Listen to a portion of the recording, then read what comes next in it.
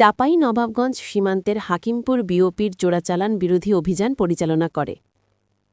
চাঁপাইনবাবগঞ্জ জেলা প্রতিনিধি রনি কাউসারের প্রতিবেদনে বিশেষ তথ্যের ভিত্তিতে ৬ ডিসেম্বর রাত ৪ ঘটিকার সময় চাঁপাইনবাবগঞ্জ সীমান্তের হাকিমপুর বিওপির একটি বিশেষ টগল দল চাঁপাইনবাবগঞ্জ জেলার সদর থানাধীন শাহজাহানপুর ইউনিয়নের হাকিমপুর গ্রামে চোরাচালান বিরোধী অভিযান পরিচালনা করে।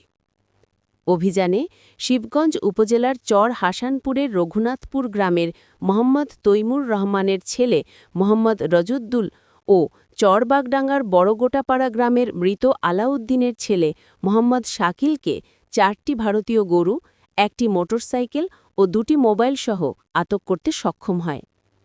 অপর এক অভিযানে ৫৩ বিজিবির মাসুদপুর বিওপির টহল দল মোনাকষা ইউনিয়নের ঠোঁটাপাড়া থেকে আব্দুল কাদের ও দেলোয়ার হোসেন নামে ২ ভারতীয় গরু চোরা কারাবারি এবং তাঁদের সহযোগী সাহাপাড়ার ঠোঁটাপাড়া গ্রামের শরীফুল ইসলামের ছেলে মোহাম্মদ মারুফকে আটক করে জেল হাজতে পাঠিয়েছে।